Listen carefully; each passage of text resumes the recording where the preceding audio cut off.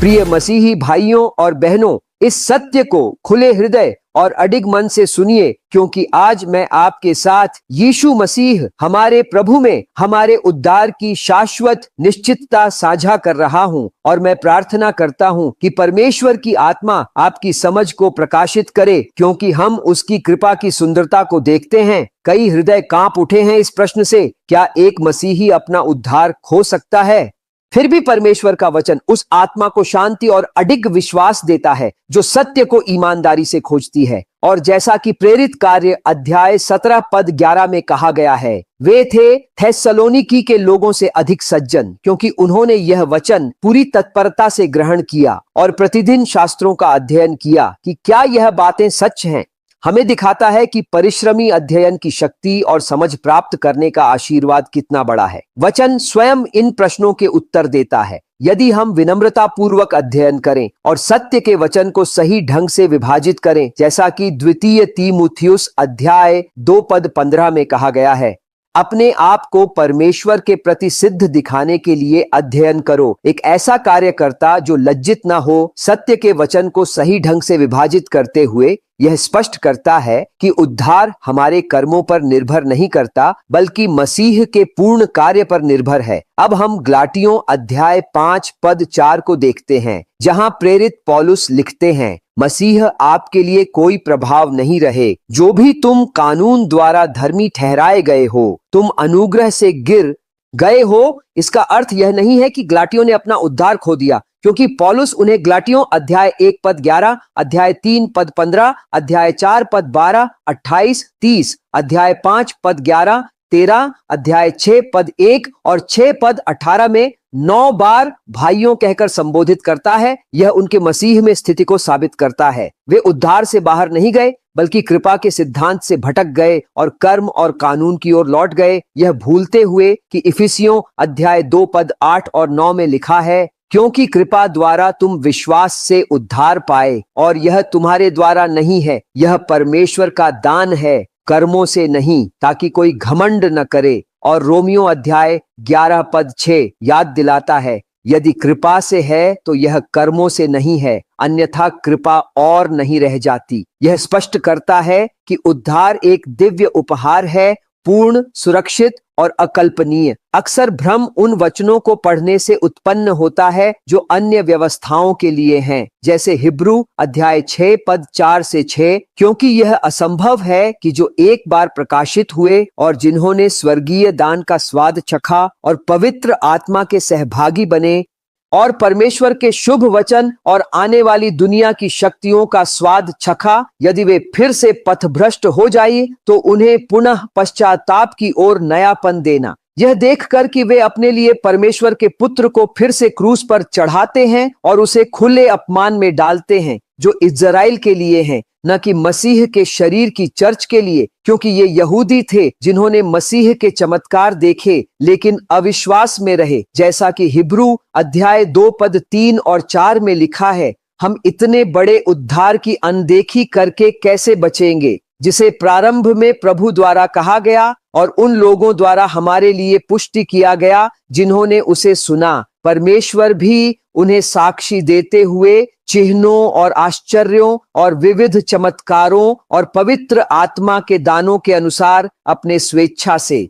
याद रखिए यीशु के शब्द यूहन्ना अध्याय 4 पद 48 में, यदि तुम चिन्ह और आश्चर्य न देखो तो विश्वास नहीं करोगे, जो दिखाता है कि इज़राइल दृष्टिगोचर प्रमाण पर निर्भर था, जबकि आज हम विश्वास से चलते हैं, दृष्टि से नहीं। प्रेरित कार्य अध्याय 2 और हिब्रू अध्याय 2 और 6 इज़राइल की राज्य व्यवस्था का वर्णन करते हैं, न कि आज की कृपा व्यवस्था का। अपने हृदय को उस अपशापित पाप के भय से न डराइए, क्योंकि पवित्र आत्मा के खिलाफ अपमान जो मत्ती अध्याय 12 पद 31 और 32 और मरकुस अध्याय 3 पद 28 से 30 में लिखा है, इज़राइल के लिए था, न कि चर्च के लिए। प्रेरित पौलुस हमें फिलिप्पियों अध्याय 3 पद 12 से 15 में मार्गदर्शन देते हैं, मानो कि मैं पहले ही प्राप्त कर चुका हूँ या पहले से ही पूर्ण हूँ, पर मैं पीछे नहीं रहता, यदि मैं उस प्राप्ति की ओर दौड़ सकूं जिसके लिए मुझसे मसीह यीशु ने पकड़ बनाई है।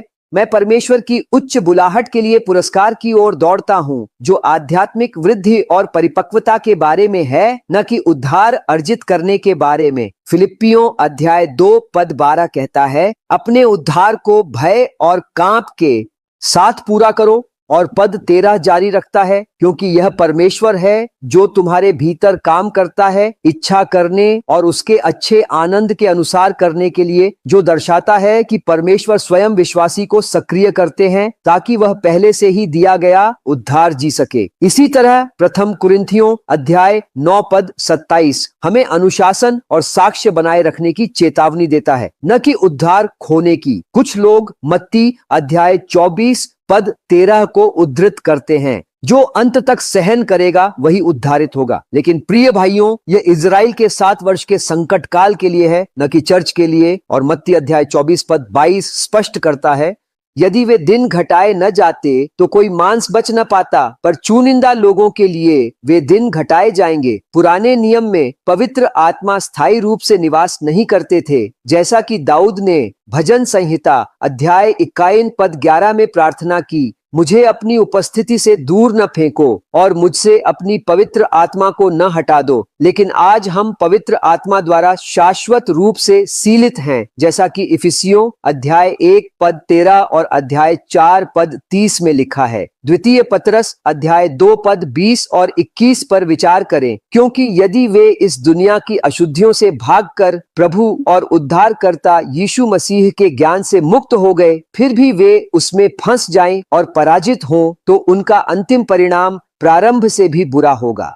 उनके लिए यह बेहतर था कि उन्होंने धार्मिकता का मार्ग न जाना होता, बजाय इसके कि जानने के बाद वे दिए गए पवित्र आज्ञा से मुड़ जाए, जो इजराइल के झूठे शिक्षकों के लिए था, न कि आज के विश्वासी के लिए। कृपा की व्यवस्था के अंतर्गत उद्धार सरल और निश्चित है, जैसा कि प्रथम कुरिन्थियों अध्याय 15 पद 1 से 4 में लिखा है, मसीह हमारे पापों के लिए मर गया, जैसा कि शास्त्रों में कहा गया है, और वह दफन किया गया और तीसरे दिन शास्त्रों के अनुसार पुनर्जीवित हुआ, और विश्वास के क्षण में ही पापी को शाश्वत रूप से धार्मिक और न्यायपूर्ण बनाया जाता है। रोमियो अध्याय 8 पद 29 से 29 हमें आश्वस्त करता है कि कुछ भी हमें परमेश्वर के प्रेम से, जो मसीह यीशु हमारे प्रभु में है, अलग नहीं कर पाएगा। जबकि द्वितीय कुरिन्थियों अध्याय 5 पद 6 से 8 में कहा गया है, शरीर से अनुपस्थित होना प्रभु के साथ उपस्थित होना है। और फिलिप्पियों अध्याय 1 पद 6 कहता है, वह जिसने तुम्हारे भीतर अच्छा कार्य प्रारंभ किया है, उसे यीशु मसीह के दिन तक पूर्ण करेगा।